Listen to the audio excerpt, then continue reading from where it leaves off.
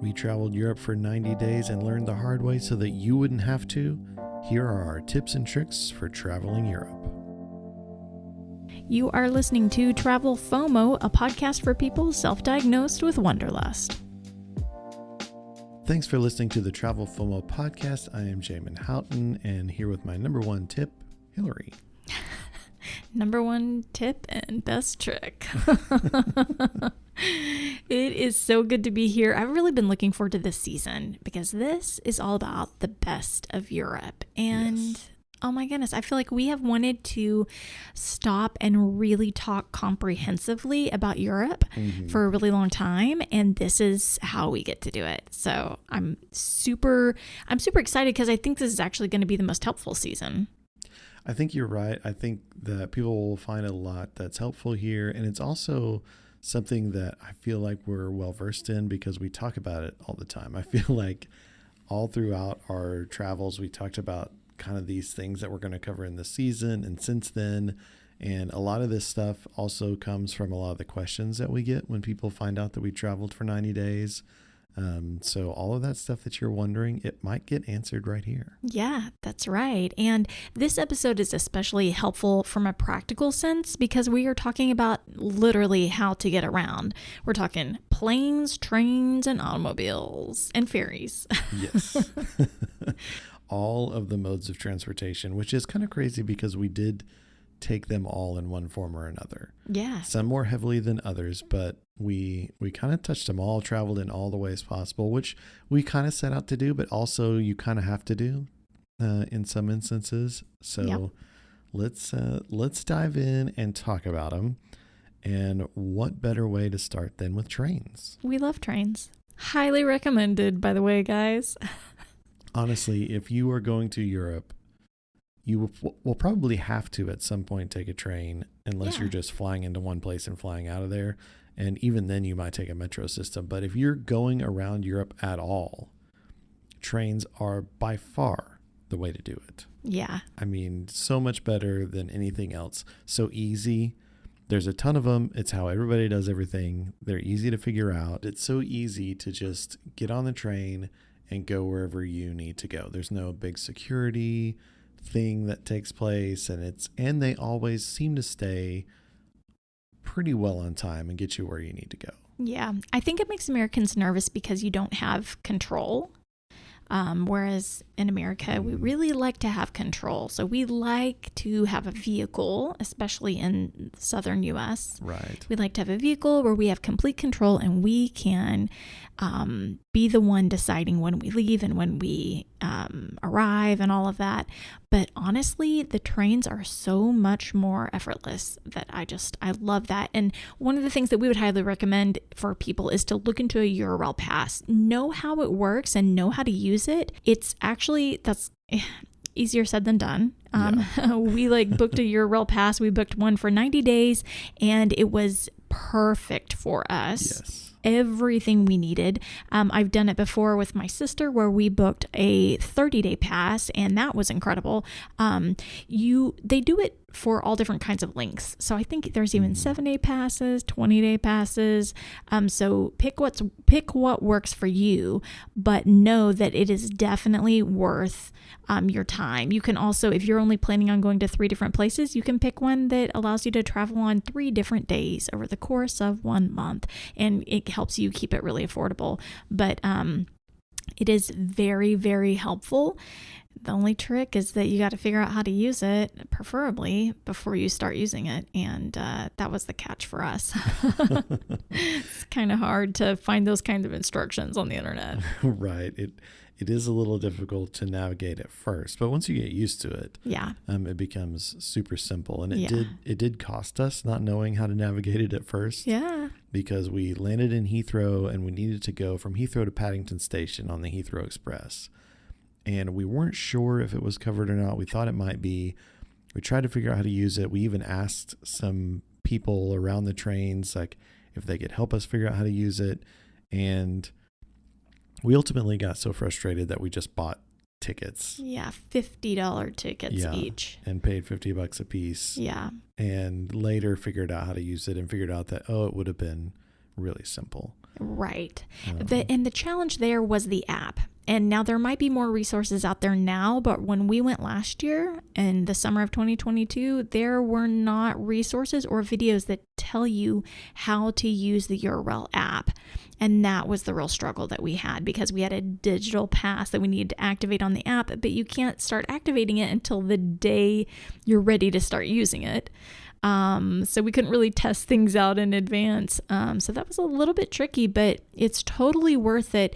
And just to clarify for people who don't know what a Eurail Pass is, it is a pass that will allow you to travel through different countries by train, sometimes by ferry as well, but mostly by train. And you can go from country to country, and usually you can get it to go to a different amount of countries. We got one that I think allowed us to go to like 30 different countries if we wanted to. So it really is an extensive travel tool, I guess you could say. It is, and it's so great too, because you can go all throughout countries, and it really gives you the flexibility, unless a train is full, to get on any train. And so if you see, oh, I'd like to leave a little bit earlier than I planned, you can do that very easily. If you miss a train, you're not out of luck and you don't have to buy another ticket. You can simply update your pass to get you on the next train. Yes. Which was, we utilized several times, saved us a bunch of money, probably paid for itself in that way. Yes. Yeah. And I think we bought it on like Black Friday or something like that. So we got a huge discount on it, which was definitely worth it. I want to say it might have been $900 that we spent on that. I think it was. Yeah. And so it was definitely worth every penny for sure. Yeah. By far the thing that we used the most while we were over there was our Eurail Pass. Yeah. I would also say for trains, like have a plan, but be flexible. Let the trains, kind of get you around where you want to go, and just look into the schedules the day before, because trains are good about posting their schedules and staying fairly close to the schedule depending on what country you're in. But have a plan and know, like, okay, in the morning I'm traveling from here to here, but also be flexible and know that there could be some delays.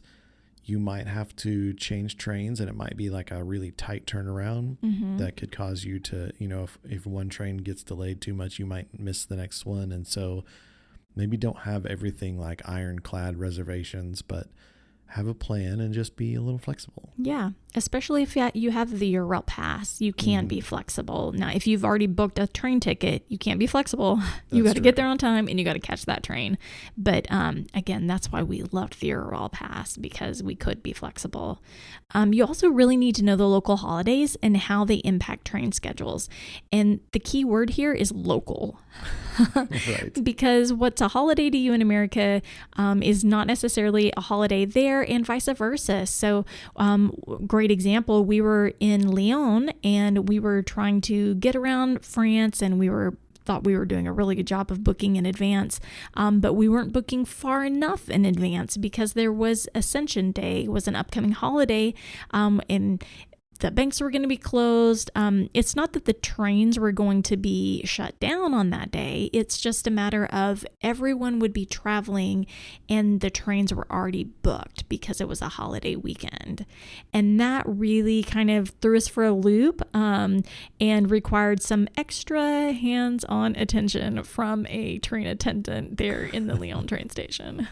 He was so nice to help us. And he was great. He looked into a million scenarios until he finally found one that worked for us, and it involved us going like from Lyon to Paris and then down to Bordeaux. But he made it happen for us, which we were eternally grateful for. Yeah. Well, and the benefit of working through him is that he helped make sure that we got a pass that worked with our Eurail Pass. So tickets that actually were really affordable because we had a Eurail Pass. You could go and book first class tickets and all this other stuff, but we really wanted to use our pass as much as possible, and he helped make that happen. So that was really helpful. Yeah, that saved us a lot, because some trains do require reservations, And you really need to know the reservation process. I think that would be our next like big tip is like understand the reservations that you need for the trains. So even if you have the Eurail Pass, in some countries like France, Spain, Italy were some of the ones where we encountered that you have to have a reservation. And in France, they had to be made in person at the train station, and they were a little bit expensive. In Spain, they were less expensive, but also had to be made at the train station in person. Yeah. Italy, on the other hand, was really cheap and could be done online. So Italy made it really easy, and it was just a couple euro here and there. Whereas France and Spain, you had to spend time going into the station, which is kind of a downer, but I would just recommend if you know what you want to do, in one station, you can book all of your trains for that country. Yeah. So if you kind of know your itinerary and you're like, okay, I need reservations for these trains, try to knock them all out in one trip to a train station. That way you don't have to spend time in every city that you go to trying to make that happen. But again, if you're in France, you cannot get your reservations for your Spanish trains, and vice versa. You have to go physically into the station. So just something to kind of be aware of. Yeah, it's a little tricky. It's It a is. little tricky. Good to know. And there might be other countries that we didn't go to that you would experience similar things. So again, the advice there is really just understand the reservation process for the country that you are in, and if reservations are even needed. Yeah, because like in the UK, they weren't. Like we could book into any train and go on. And in a lot of the countries that we were in, there wasn't a reservation needed at all. So you could literally from the app book whatever train you wanted and just hop on it. Yeah. Some other really practical advice that we have is to pay attention. Really, really mind-blowing advice right there. But we've got some fun examples on how we did not pay attention and we paid for it. So when you're on a train, there are all different types of ways they might keep you posted on changes that are happening. And a lot of times that's just verbal announcements. It may or may not be in your language. And if it is in your language, it may happen only once. Right. So sometimes it's hard to catch the accents. Sometimes there have been instances where I've heard announcements and they were about halfway through before I realized they were speaking English. Because, it in these instances, these people they're speaking a bunch of different languages, and not all of them are their like primary language. It's incredible how many languages people in Europe know. Mm-hmm. And so you're hearing someone speak English as a second language, and they're doing a really good job, but you might not have the ear for their accent and quite understand that. I will never forget in the Czech Republic when we were sitting on a train and we heard something and we were like, oh, wait, that they said something what did they say? And I think you caught that they were going to be detaching part of the train. Yeah. And so it was like, okay, all right. But when is that happening? What trains what different cars are going to be impacted? And we looked around, we kept trying to figure out like, what is that information? When is this happening? When is this happening? And we could not figure out what was happening next. And then we saw half of the train roll the other direction and we knew we'd missed our opportunity. I don't think I'll ever forget looking out that window at that train station and seeing the reflection of the train in the windows in the glass of the station, and seeing half of the train go off in one direction and then our half takes off in the other direction, and having this sinking feeling of like, I think we're on the wrong half of the train. Because we started going backwards, right? It was like we just rolled into this train station and now we're rolling back the way we came, right? No, we were like, because it detached and the part that we needed to be on kept heading east and we headed north. Okay. All right. I thought they were backing us up, but yeah. But basically, we weren't going the direction we were originally. No, we were not. But another instance where the Eurail saved us, because we were able to pull open the app and see like, okay, how do we get to Prague from where we're where we're headed now? And we saw like, okay, our best option is to stay on this train for 2 more stops and then get off and change trains and book another train to go where we needed to go. Mm-hmm. And had we not had the Eurail Pass, that would have we would have been buying whole new train tickets. Yes. Yeah. But the Eurail Pass saved us then, despite us not paying attention. Right. And, another key point that you mentioned there was that we started doing our research, and instead of retracing our steps, we found the best new path forward.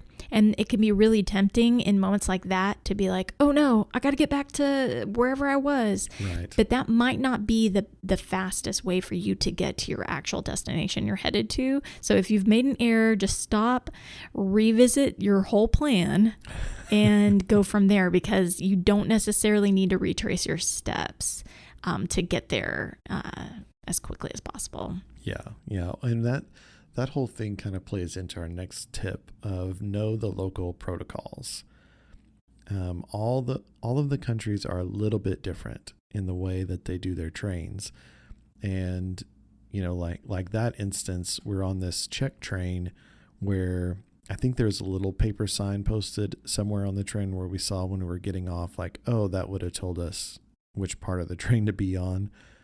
But we didn't know to look for it. We didn't know where it was.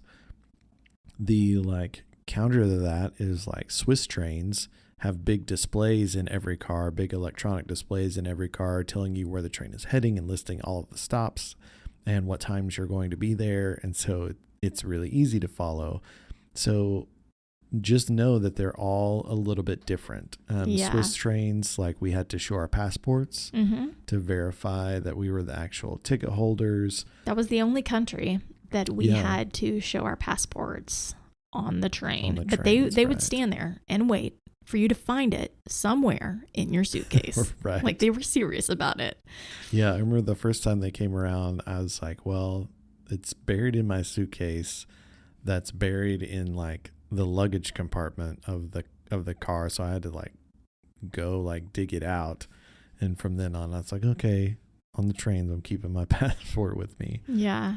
Other little intricacies. If you are using the Eurail Pass, some countries they want to scan the pass and they want to scan it on the trains. Some they want to scan it in the stations. In England and throughout the UK, we would just show our pass to an attendant because it wouldn't scan like a regular ticket, and we would just get through. And so know that every country is going to be a little bit different in the way their trains operate and how it all works, but it's really easy to figure out. And everyone that we ever dealt with was very nice and accommodating to help you figure out, okay, now you're in a new country. Now it's different. Yeah. And they all knew what a Eurail Pass was. Yes. So we didn't come across anybody who was like, what? That's not a thing. No. Yeah. So that was always reassuring. What would you say are the best train rides that we experienced? I think one of the big train moments, the whole ride wasn't amazing, but arriving in Luxembourg was incredible. But I remember being really tired and thinking, I don't know if I want to walk around and do anything. I kind of want to just sit in the room and get some rest. I'm just exhausted. And I remember we were sitting on the train and we come around this corner and you can see the city, and the city is built really on either side of a valley that's now a huge park with a river at the bottom. And there's all these old buildings and stuff. And I remember seeing the city as we rounded this corner and looking over at you and just saying, look at that, and looking out and instantly being full of energy. Yeah. I couldn't wait to get off the train and go explore the city. Yeah. I mean, it just instantly changed. And trains typically bring you into the city center, which I think is incredible because you're right there, right where you want to be. And I remember that train into Luxembourg, those last 10 minutes on the train, just completely changing my day and saying like, man, I want to get out there. Yeah. Luxembourg was a really dramatic city with its topography and everything. It was really, really beautiful. I remember arriving to Hallstatt, and Hallstatt was one of those unique ones because there was train construction. This happened in Czech Republic and in Austria, Hallstatt, Austria. And as we were arriving, or we're on the train and we're thinking everything's great, and we're like on our laptops and everything, and then all of a sudden the train stops at a different stop, and we don't think much about it because this is not our stop, so we don't worry about it. Everyone gets off the train. Everyone gets off of the train, and lo and behold, there had been some announcements in German or some other language, and we did not understand those, and somebody ends up coming onto the train and they say, you need to get off the train, like you have to get off the train and get on the bus. And we're like, no, this is not our train stop. And they're like, yes, we all have to, there's construction on the train tracks, we have to all get off of the train and get on a bus. And I'm just thinking, a bus? I paid for a train ticket, not a bus ticket. Oh, and then you and I were the very last people to get on the bus. Right. And we've got our luggage sitting on our lap, and we're packed in with people we don't know. And we ended up having the best bus ride ever. But the train ride as well, once we got back on a train in a different location, and believe it or not, it never missed a beat. We still arrived on time. Yeah. And we arrived in Hallstatt, Austria, and it was incredible. They dropped us off at like this tiny little shack of a building that was called a train station. And I just looked up at the beautiful scenery all around us. The lake was right there, Hallstatt Lake. It was incredible. And for those of you who don't know, Hallstatt is the tiny little village in Austria that is kind of the inspiration for Frozen. Yes. And it's so beautiful, actually, that there's a place in China where they've rebuilt the whole village of Hallstatt because it's so incredible. Just to have a replica of it. So that's kind of really, really pretty special. But you can imagine as we came in, it was just priceless. Yeah. That was a really great one too. Just so picturesque. And I think of too our train ride into Zermatt, Switzerland. Yes. And we'd been in Innsbruck and had seen the Lauterbrunnen Valley and a lot of really cool stuff in Switzerland, and then taking the train into Zermatt through the Alps. And I just feel like everywhere you looked was just breathtaking and amazing. And, as fun and as cool as trains are, a lot of times, it's traveling. You're like, okay, I'm ready to get off the train now. I'm ready to be at my destination. But that train in Zermatt, I could have ridden that train for another 8 hours. Like, it was just so pretty and beautiful, and just the Alps everywhere, the little villages that you would go through. I think there were some waterfalls even. Yeah. Yeah, you're right. Rivers and waterfalls and all that stuff, that you're just looking around at this beautiful green grass and these snow-capped mountains everywhere. That was a train ride that would have been worth it to ride the train there, just stay on the train and go back. Let alone like getting to stay up there. But that was a really cool train ride as well. Yeah. But they weren't always that awesome. We had some worse train rides. What would you say were the worst train rides? Well, I think hands down our train ride to Sorrento on the Amalfi coast was pretty crazy.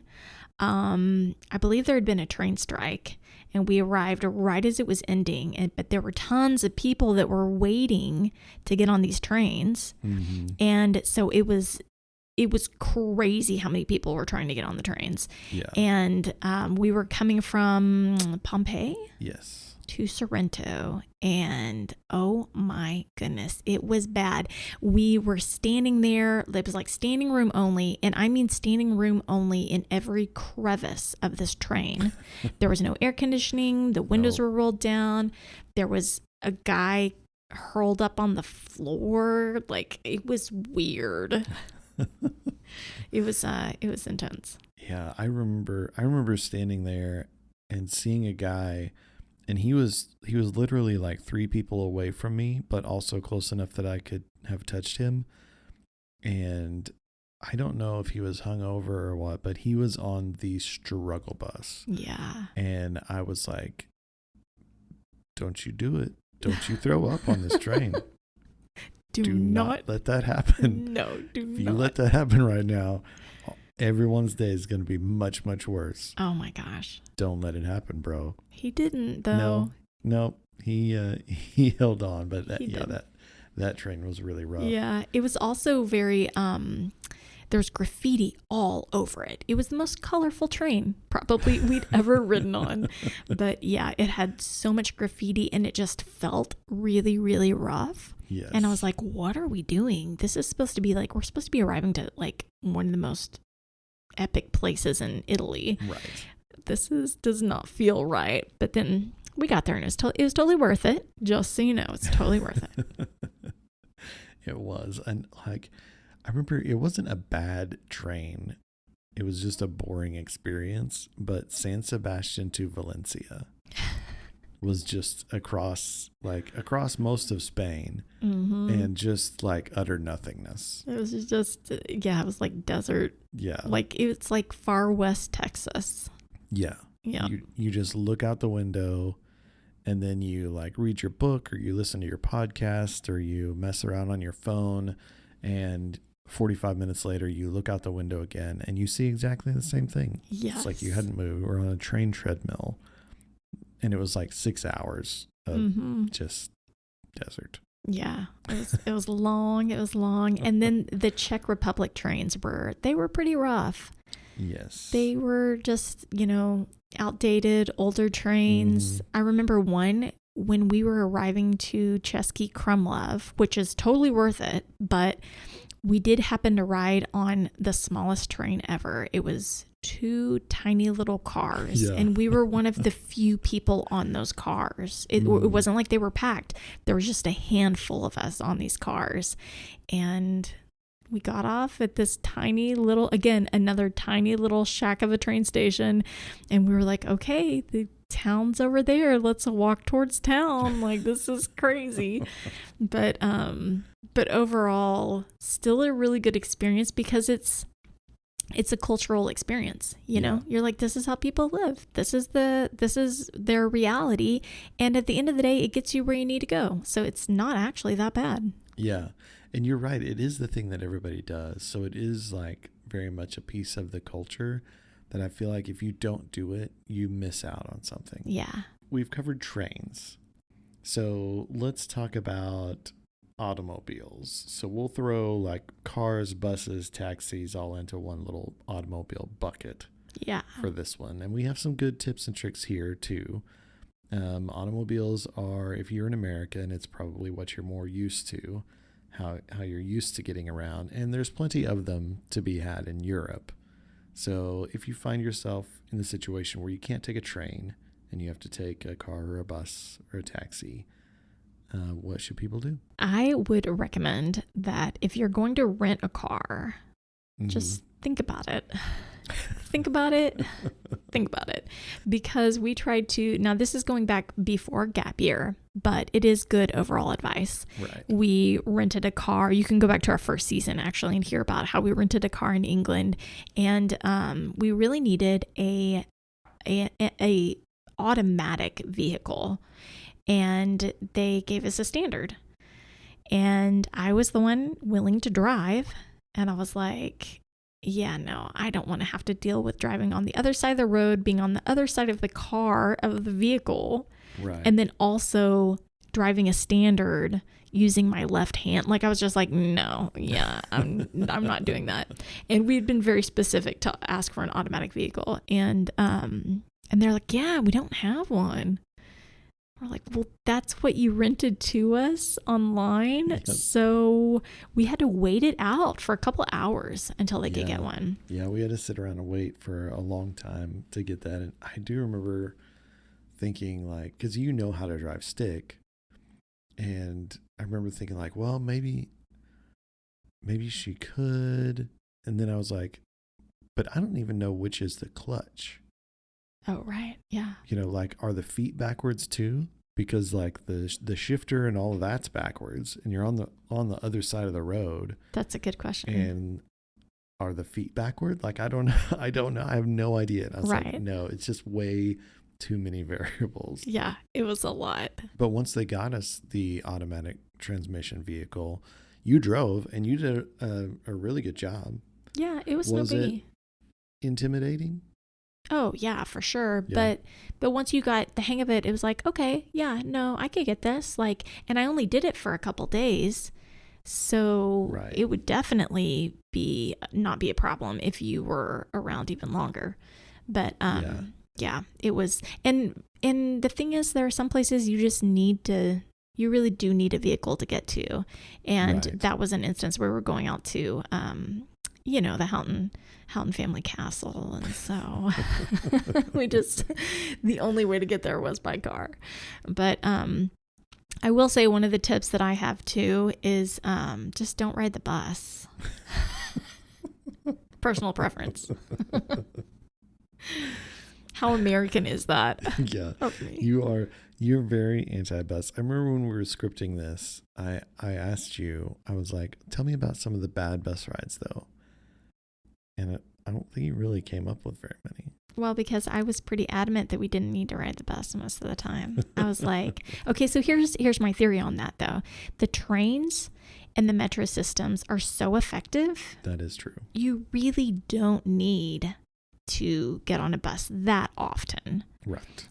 So that's just something to think about.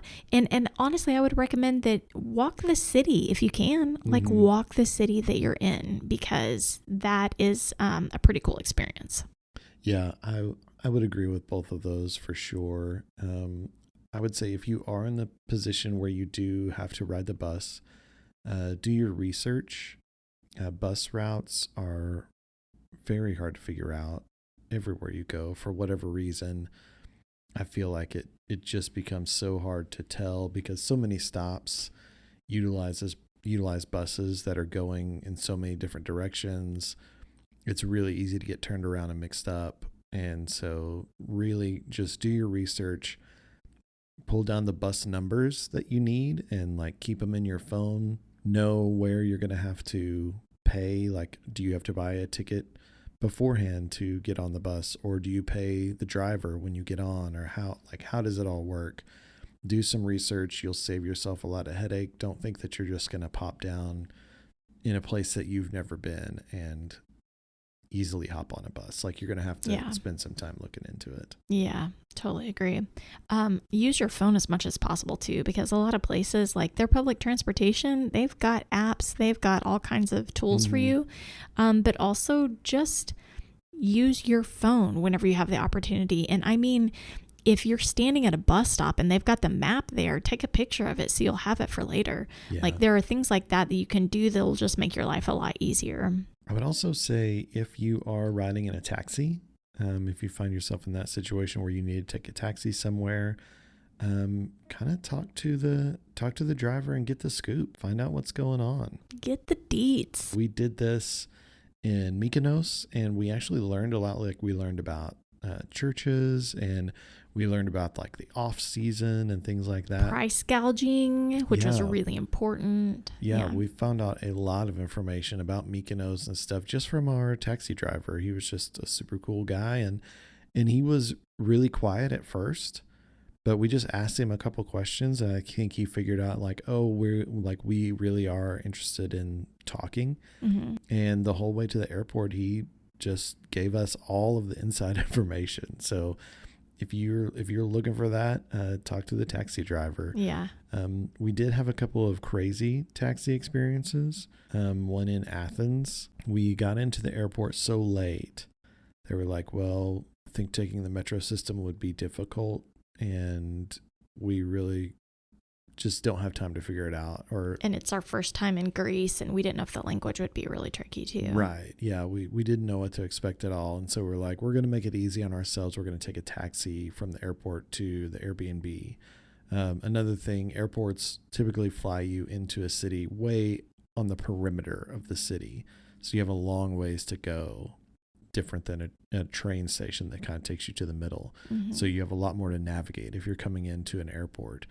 And so we were like, let's just take a taxi to our Airbnb.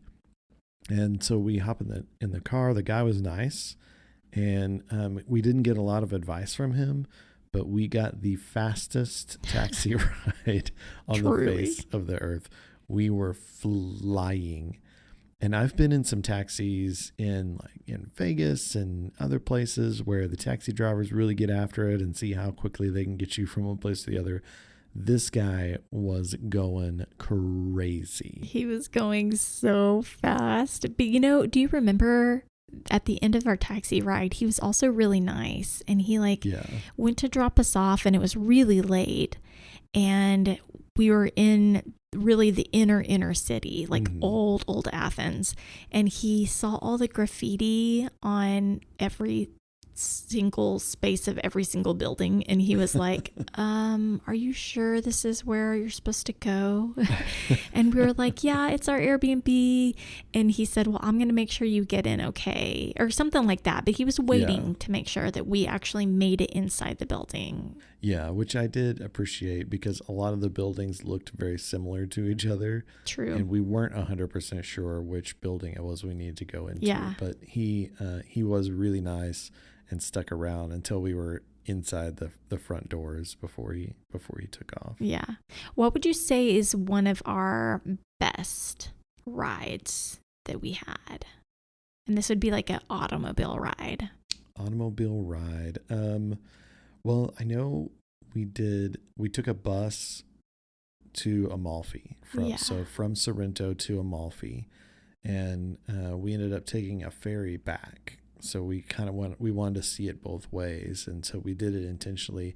And that bus was really cool. Yeah. Because it takes you essentially from Sorrento, you cut down to the southern coast, and we went past Positano. Oh, Positano was so cool. Yeah, it's just such a dramatic road. And such a cool way to see it all. And then you go past a few other villages, and we wound up in Amalfi, and you're just looking at these Italian cliffside villages, and then out over the ocean from this road that's high up on the top of these mountains, right on the edge of everything. And it was just such a cool bus ride. Yeah, it was really cool. And we also had a great bus ride getting to Hallstatt that I'd mentioned earlier, when we were forced onto the bus accidentally, didn't know it was going to happen, but it ended up being incredible. And we're on this bus, and it goes in and out of mountains. And as you're coming out of the mountain, you would see the lakes that are right beside the road. And so there was a bunch of different lakes that we drove past, but you would just go in and out of these mountains, and then you'd see the lakes. And on the lakes, there would be all these people on sailboats and what do you call it whenever you do like the wind sailing, like as an individual on a little board? It's like sail surfing. I don't know, something like that. somebody email me and tell me what this is. Somebody cool, tell us what it is. But there was so many amazing things happening on the water. People were so active on this gorgeous lake with like all of these really steep mountains all around it. It was just incredible, and we kept going in and out of these mountains, and I wanted to be like, stop the bus, let me off, this is incredible. It was great. But I mean, we had another awesome bus ride in the Cottswolds. Yeah, like that was a great experience. We had taken a bus from Stratford upon Avon to Stow-on-the-Wold, and then we went on a walk, and we did like 8 miles and went to Upper and Lower Slaughter and to Bourton-on-the-Water. And then from Bourton-on-the-Water, we took a bus all the way back. And I remember it had been such an amazing day, such a great experience. And we had stopped in Borden on the water and had a pint, and we were ready to go home. And so we were a little bit tired from the walk, but still just in the magical English countryside, and just got to ride this peaceful bus back through the Cotswolds.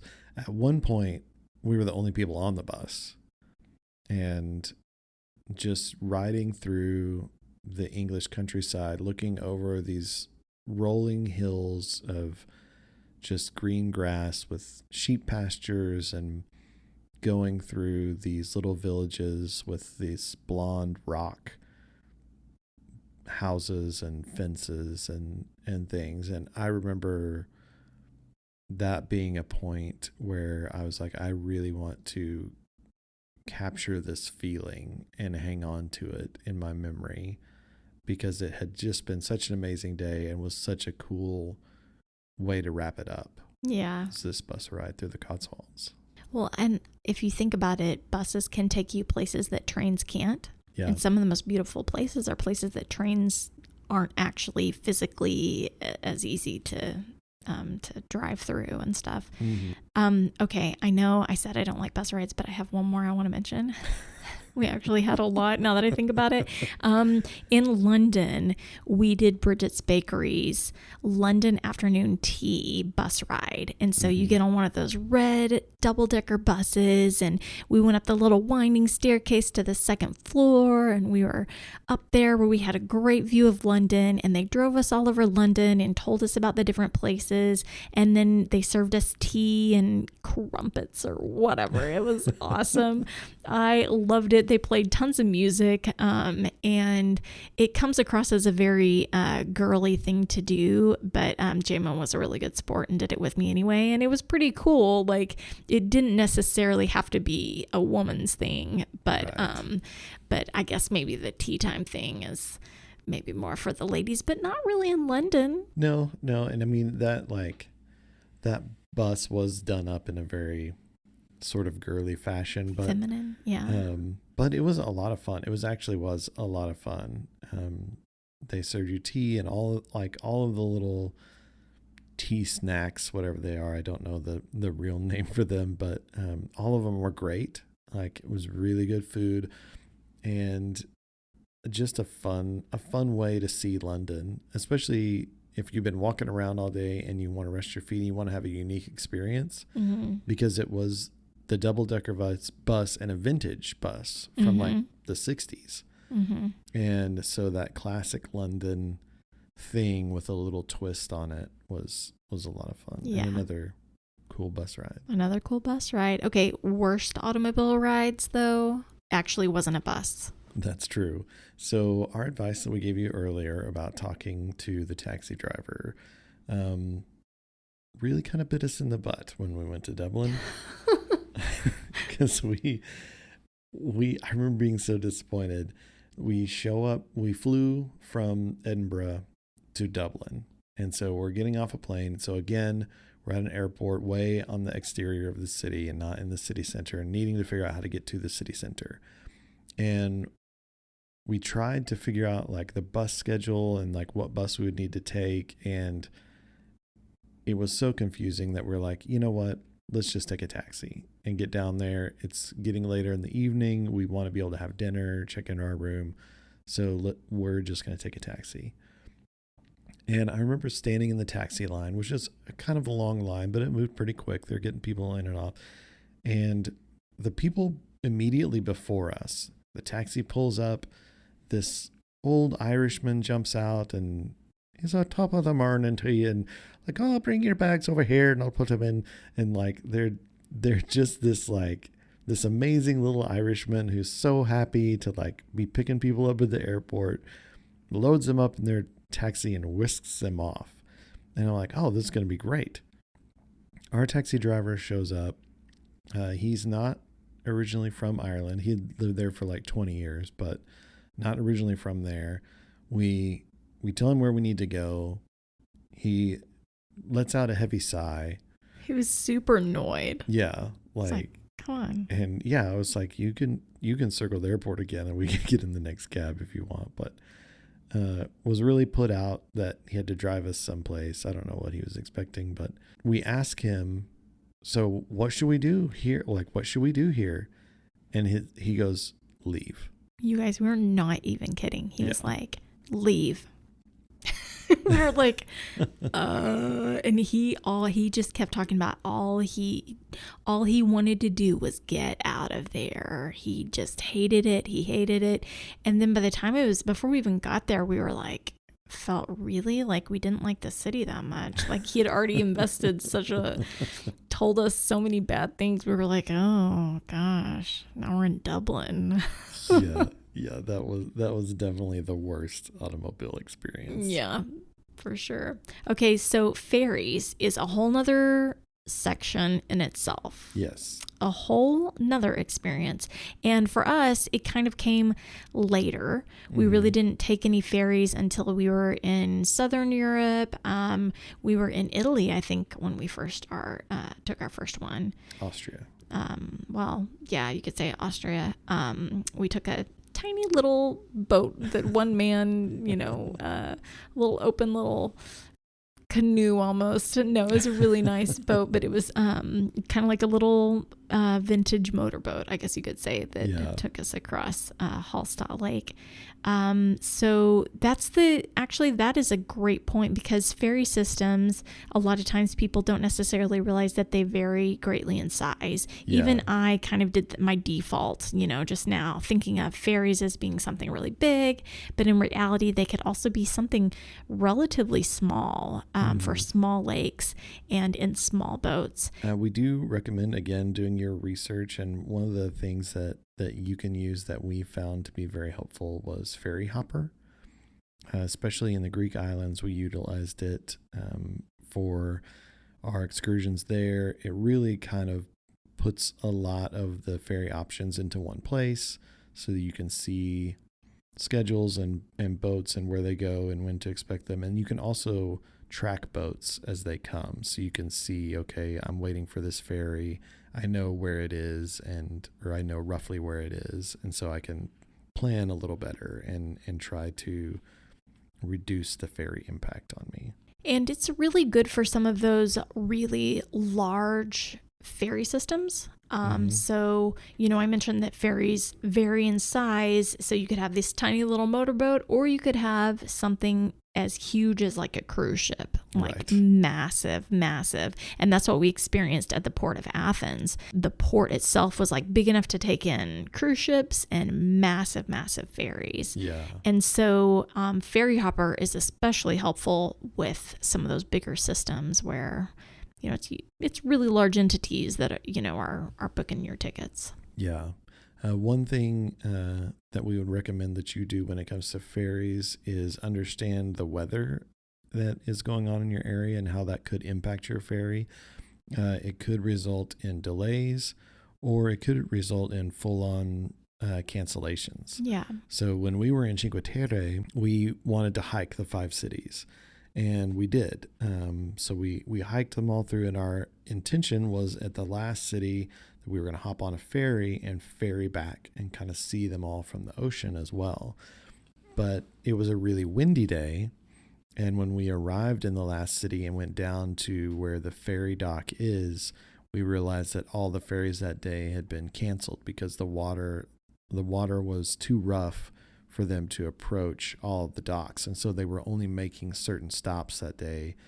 And so we ended up having to take the train, use our Eurail Pass to get us back rather than the ferry. Fortunately, we didn't have to hike back through the 5 cities again. We would not have hiked back. I would have just stayed.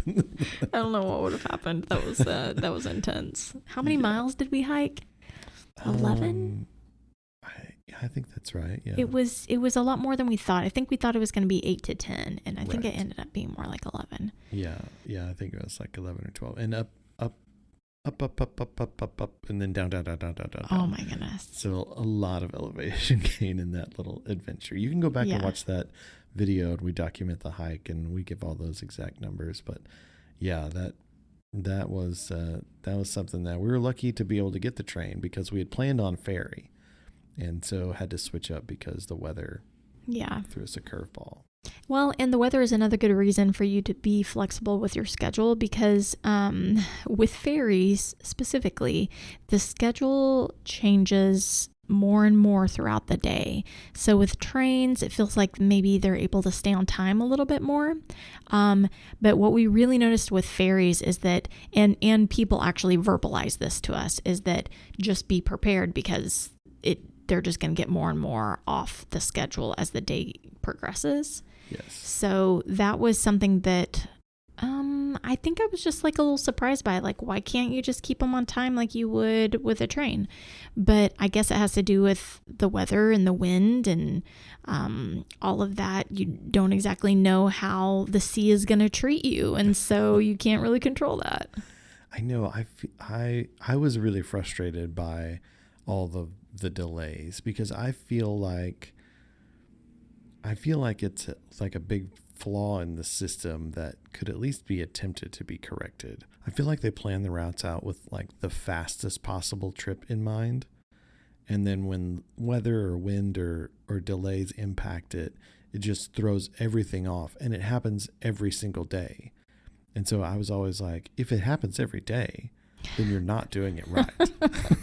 Jamin has some efficiency advice for them. Like there has to be a way for you to better estimate how this is going to work out. But then again, I'm not a ferry driver, so. It's called a captain, honey. So another piece of advice, if you're riding a ferry, understand that there are seats with a view, and get one of those seats because it is so nice. It changes your ride so much if you've got a view, not just as you're leaving your island or your port, but then also as you're arriving to your destination. It's really fun and builds the anticipation as you approach. For us, it was mostly approaching Greek islands. And so it's always fun to like approach the next island, and you could see it coming. And sometimes people even go out up on the decks to get a really good view, and it's just something to think about, to get a seat with a view if you can. Yeah. Another tip for all of the ferry riders out there, most everything is going to happen at the port. So schedules are likely going to be printed out and manually posted. Any updates might be posted manually. If you need to change your tickets or do some kind of transfer, they're way easier to do in person with someone at the port. So if you're needing to figure stuff out for your ferries, physically go to the port, and you'll have a much better time and be much happier with your experience than anything that you can try to look up, or all of that stuff is just going to sort of frustrate you. So go to the port and figure your stuff out there. And it's incredible what they can make happen. They can really work with you really quickly. I know when we were trying to get from Paros to Santorini, we had a lot of problems there. Yeah. And it ended up, I kid you not, guys, like they were canceling ferries, and they just canceled our ferry. They changed things around where it was like we were going to arrive to Santorini at like 10 a.m. and then leave at 5 p.m. because we just thought we'd go for the day. And they moved up our return ferry ride was going to leave before we even arrived at the island. Right. And it was like, we clearly can't leave the island before we get there. So things like that were happening. And then I'm making phone calls, and the hotlines were closed. They weren't accepting phone calls, and it happened at night, the night before. And I'm just thinking, how am I supposed to fix this? But the very next morning, I got up as soon as the offices were open. I headed down to the port, and somebody got on and saved me $100 by moving things around. And for a very small fee of like $2 per ticket or something like that, I was able to change everything around, and it was no big deal. And we're all set, but I could not do that on the phone. Right. I had to go down to port. And anyway, just good to know. They also were open really late at night, and that surprised me. But also Greece is just late night people. Yeah. So, Yeah. but they were open, and I remember us walking by eating gelato, and it was after dinner, and like the port offices were still open to help people with their tickets. I thought that was, helpful. Yes. Yeah. They're very accommodating in that way. You just have to be physically present at the port. Also, just another note, Eurail does give you access to some ferries, but it is very, very difficult to use. In fact, so much so that we weren't able to use it really for any of our ferries. Not So once. would not recommend it for that. Excellent for trains, cannot be better for trains. Yeah. But not so great for ferries. So Yeah. just know that. Okay, best ferry ride. Go. For me, Lake Como. So we ferried from the city of Como to the city of Bellagio on Lake Como, and we took advantage of one of your earlier tips and got a seat with a view. We went up on top of the boat, and if you go back and watch that video, there's amazing footage that we have from the ferry.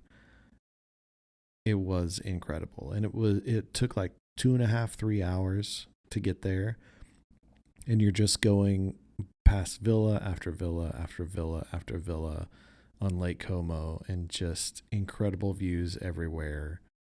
Such an amazing ferry ride. Yeah. Yeah. And Hallstatt was a really good one too. It was like it was that really tiny boat that I think that guy had built himself. Yes, he had. Which was kind of crazy. Yeah. It was very, very cool. And you can go back to our Hallstatt video and you can see this boat ride that we took with him. But we ended up talking with him, and it was really cool. Like, he knew like 7 languages, and he lived out in the mountains of Austria, and it was just fascinating talking to him. And it was just the two of us and this man, and he was like, you know what, I can go ahead and take you over. And he would usually want more people on the boat than he had, but he was going to take us himself. And then on the way over there, we had such a good conversation. He was so kind. By the time it was over with, he was like, I'll just charge you the kids' price. It's no big deal. Yeah. But the views were incredible. Oh my goodness, to be on this beautiful, beautiful lake with all of these steep mountains all around you, the Alps all around you, literally on every side. It was pretty perfect. And then we had a lot of other major ferry rides from like around the Greek islands and stuff like that. But those were definitely some of the best ones right there. Yeah, that Hallstatt was such a cool experience. Yeah. What would you say the worst of the ferries for you? Well, for me, it was your best one was my worst one. No, actually, it was on the way back. It was on Lake Como, and it was whenever we were making our way back from Bellagio. And that one, I was sick. I'd been getting sicker and sicker, and we had some real ferry issues trying to get on the right boats. Yeah. And this was an instance where they didn't have very good signage. There were so many people crammed into the port that you couldn't actually see any little signage that they did have.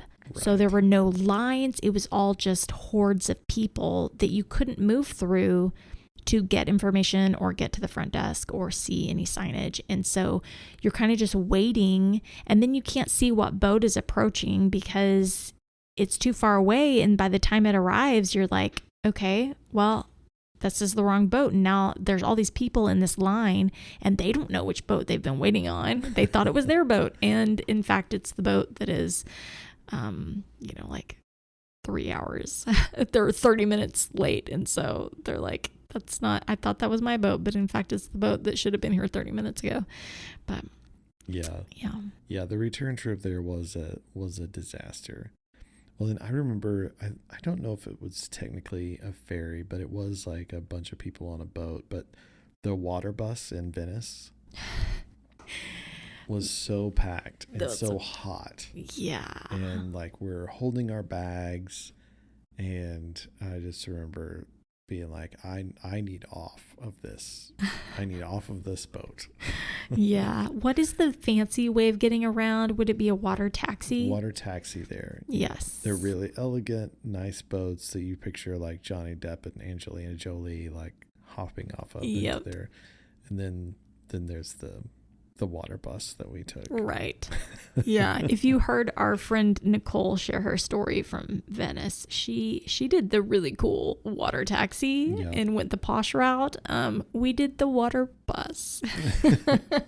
So there are options. Yeah, the water taxi would definitely be the way to go. Yeah. Be what I would recommend. That is essentially our trains, automobiles, ferries. We won't really touch on planes because I think those are pretty self-explanatory. There's not a lot of tips that we can bring you there. But we do also want to talk about, though, before we leave you, the do's and don'ts of international travel. So there's not a comprehensive list, but some of the things that we thought would be useful for you to know, to do and to not do while you're traveling abroad. Yeah. Number 1, do your research. Yes. It just matters so much. Mm-hmm. You'll have a so much better experience if you just do a little research. Then do pack light. Yes. You're going to want to bring all of the things and all of the shoes and all of the outfits. Don't do it.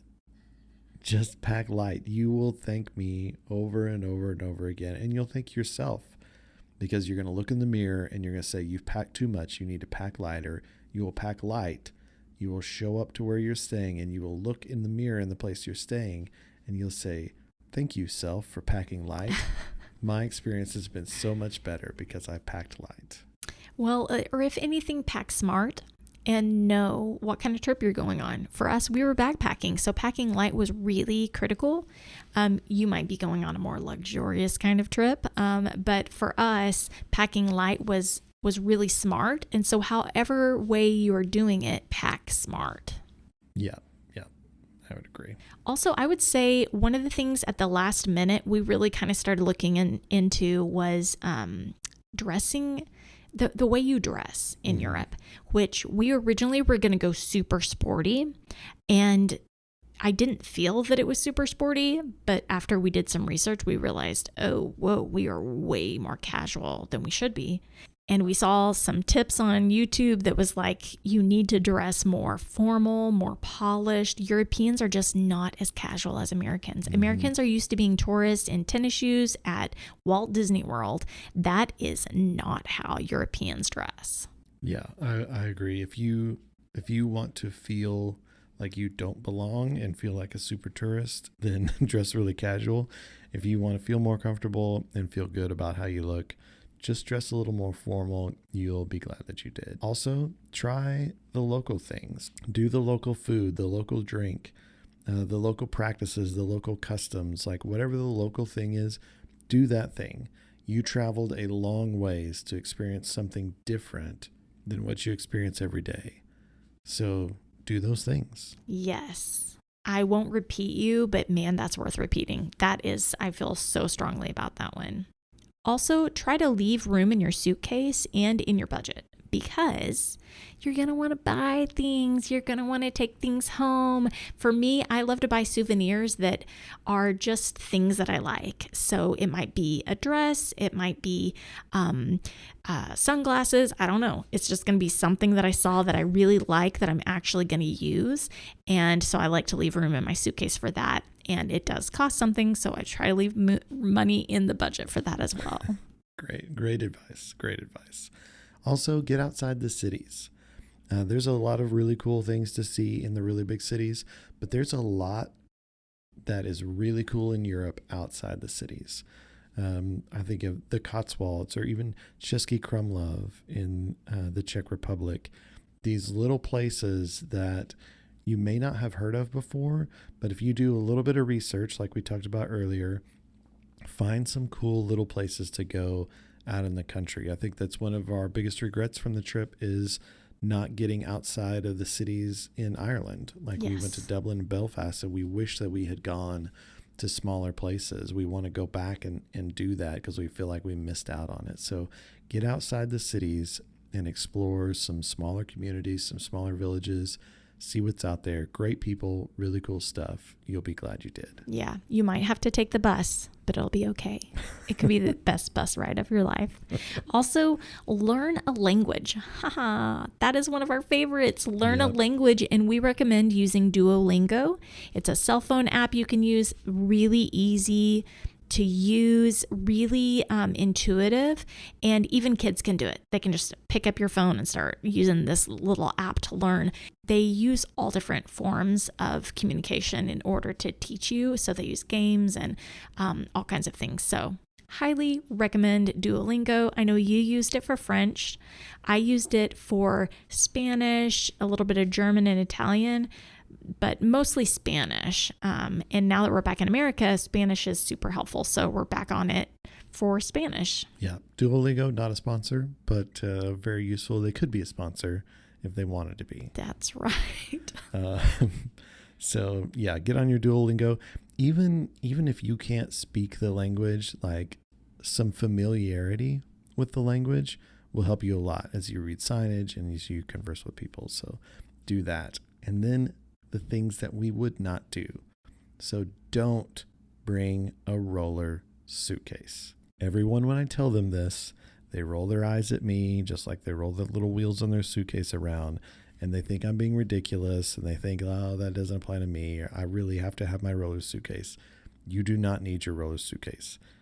There are cobblestones and stairs everywhere throughout all of Europe. Anywhere cool that you're going to go, there's going to be little narrow corridors and cobblestones and brick streets and all that kind of stuff, and you will hate your roller suitcase.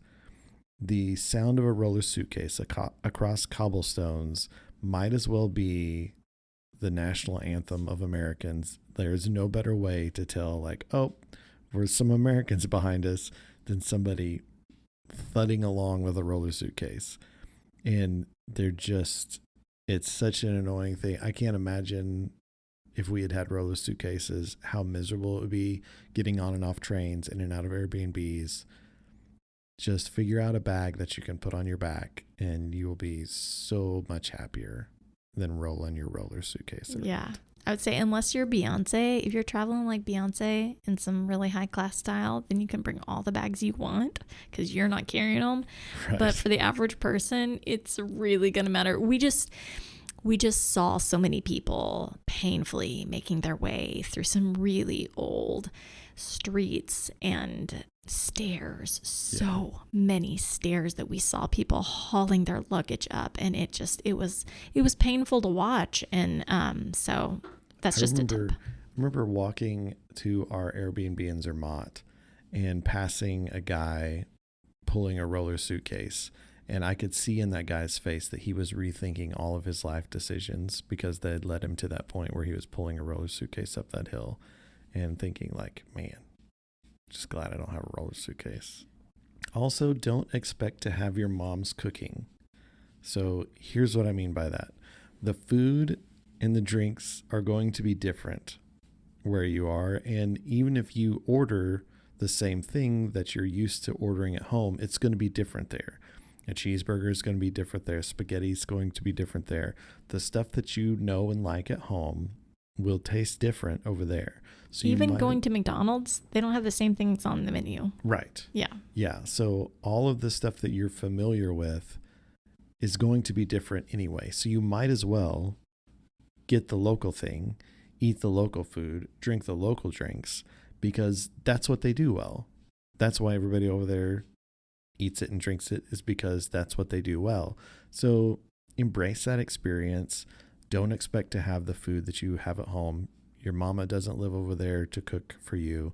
So just embrace the new and different. Try it. You may not always like it, but sometimes you're going to surprise yourself and find something really good.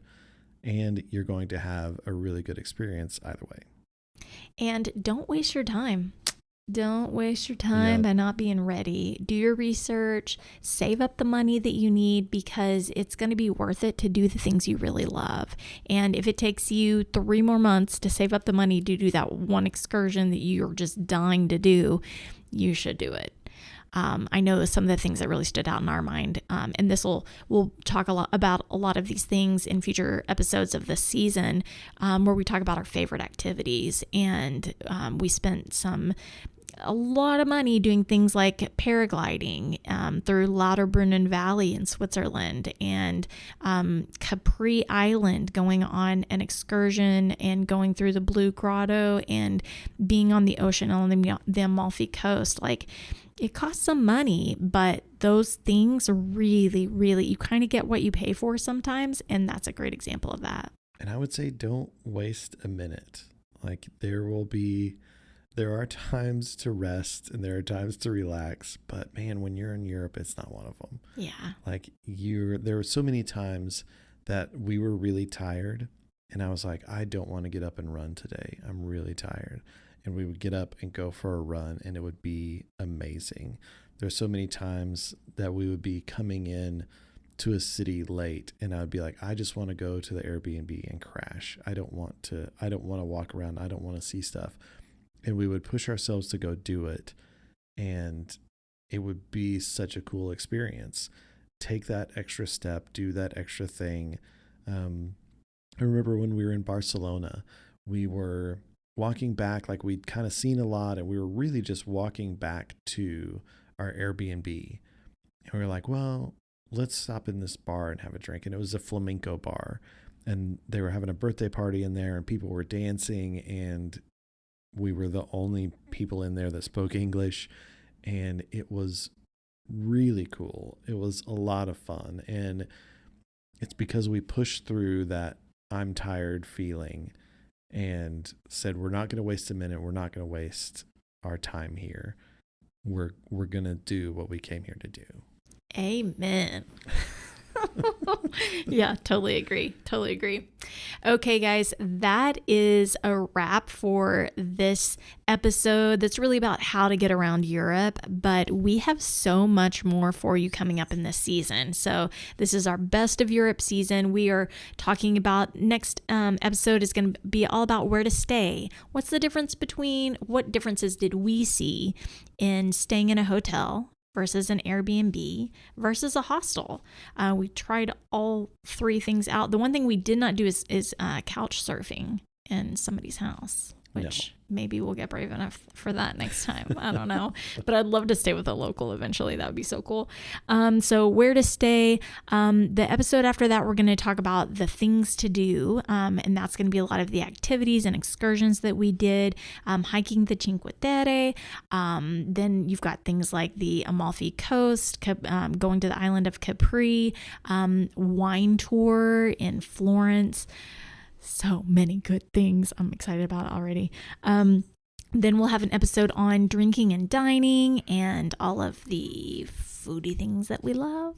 And lastly, we'll wrap things up with how travel can change your life. And I think I'm most excited about that episode because you and I have had some really deep conversations about how travel has impacted us.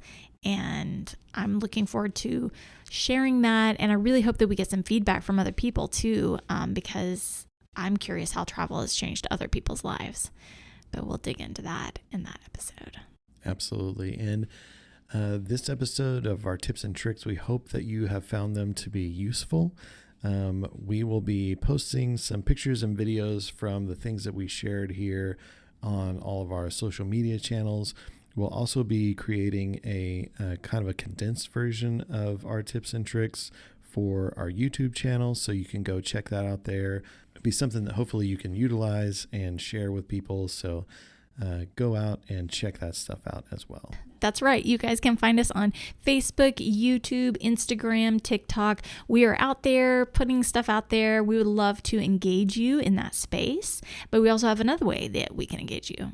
That's right. If you have excellent tips and tricks that you would like to share with everyone, you can do that by sending us an email to travelfomopodcast@gmail.com. You can type those out and we'll read them here on the podcast, or you can record a voice memo, attach that to the email. Let us know your best tips and tricks. We want to share them with everybody.